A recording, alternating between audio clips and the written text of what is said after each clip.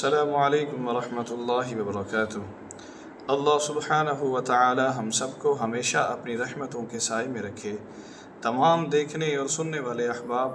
آپ کی مشکلات آسان فرمائے اور آپ کو اس رمضان المبارک کے صدقے بے شمار خوشی عطا فرمائے، آمین۔ مولانا صاحب، اگر کوئی بندہ لیلۃ القدر کی راتوں میں جاگتا رہے اس کو تلاش کرنے کے لیے، تو اس میں کچھ علامات بتا دیں تاکہ جاگنے میں اور زیارت ہونے میں آسانی رہے۔ آپ تھوڑا سا اس میں وضاحت کر دیں۔ نحمده ونصلي على رسوله الكريم اما بعد فاعوذ بالله من الشيطان الرجيم بسم الله الرحمن الرحيم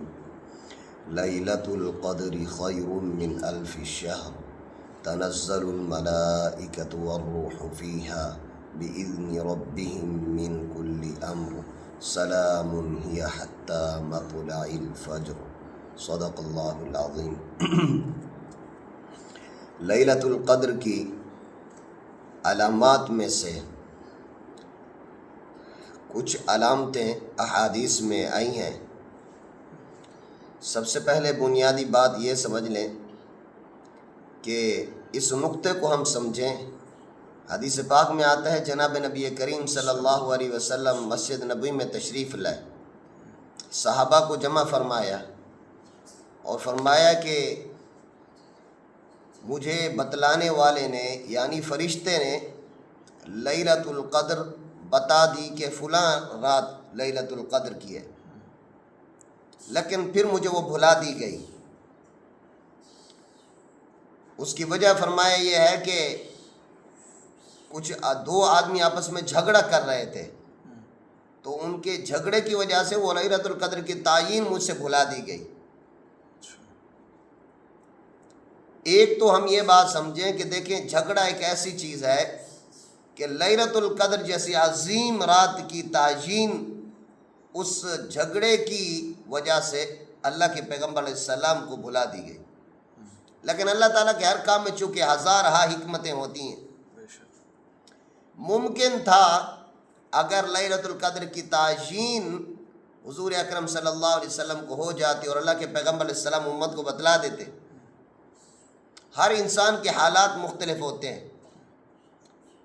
ایک رات میں ایک آدمی صحت مند ہے اور دوسرا بیمار ہے، اور ایک آدمی سفر میں ہے ایک آدمی حضر میں ہے، کوئی کسی حالت میں۔ اللہ تعالیٰ کی ذات چونکہ بہت زیادہ کریم ہے، انسان سے محبت کرتی ہے، اس لیے اللہ تعالیٰ نے فرمایا کہ بس میرا بندہ کسی بھی ان طاق راتوں میں سے کسی بھی رات میں اگر قیام کرے گا اور مجھ سے ثواب کی امید کرے گا، اور اللہ کی ذات تو رمضان کی ہر رات میں فرمایا کہ آسمان دنیا پر اعلان ہوتا ہے، ہائے کوئی مجھ سے مغفرت مانگنے والا میں اس کو معاف کر دوں، ہائے کوئی مجھ سے رزق مانگنے والا میں اس کو رزق عطا کروں، ہائے کوئی مجھ سے اپنی ضروریات مانگنے والا تاکہ میں اس کی ضروریات کو پورا کر دوں۔ اس لیے طاق راتوں کی ہر رات میں علامات کو ڈھونڈنے کی بجائے کہ یہ علامت پائی جا رہی ہے نہیں پائی جا رہی، بس طاق رات ہے، اللہ کی ذات سے ثواب کی امید کا جیسے حدیث پاک میں آتا ہے، ہم عائشہ صدیقہ رضی اللہ عنہا فرماتی ہیں کہ جناب نبی کریم صلی اللہ علیہ وسلم نے فرمایا کہ من قام لیلۃ القدر ایمانا واحتسابا غفر له ما تقدم من ذنبه،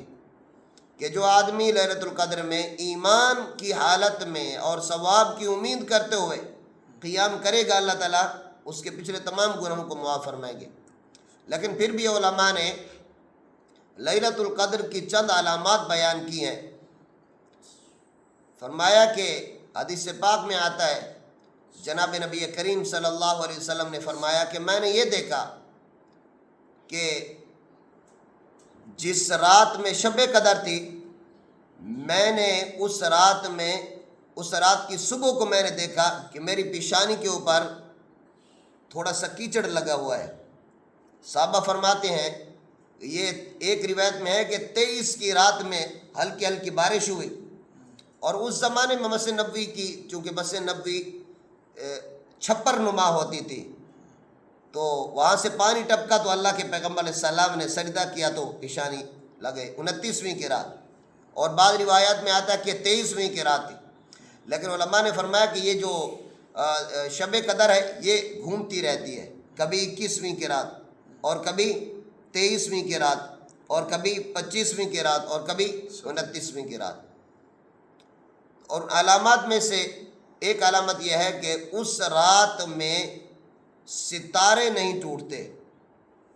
ستارے نہیں ٹوٹتے، جیسے قرآن کریم میں سورہ صافات کے اندر آتا ہے کہ اس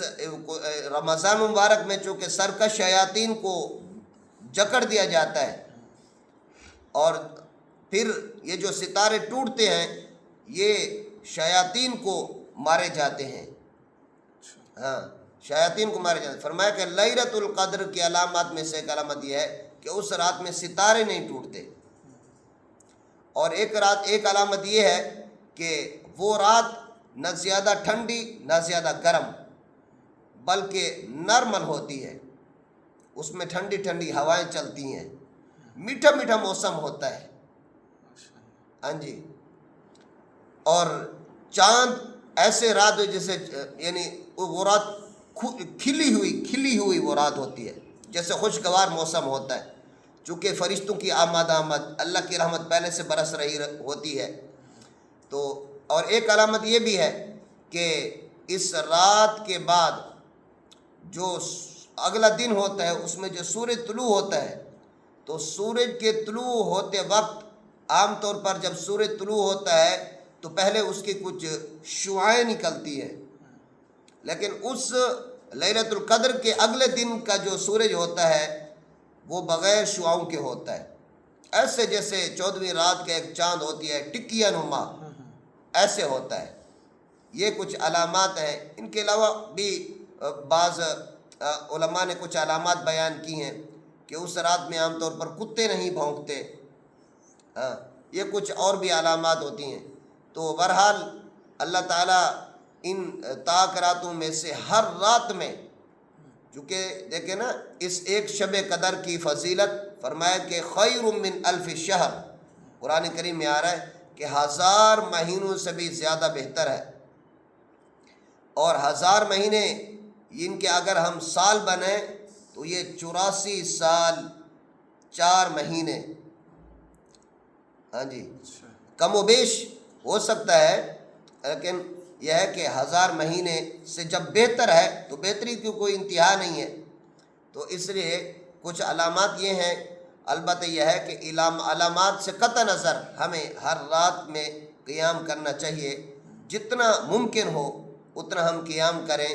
اللہ تعالی ہمیں اس کی توفیق نصیب فرما دیں۔ وآخر دعوانا ان الحمد للہ رب العالمین۔ ماشاءاللہ مولانا شکریہ، اللہ تعالیٰ آپ کو جزائے خیر عطا فرمائے۔ آپ ہمارے ساتھ جڑے رہیے، انشاءاللہ ملتے ہیں ایک نئے موضوع ایک نئے سبق کے ساتھ۔ جزاکم اللہ خیرہ۔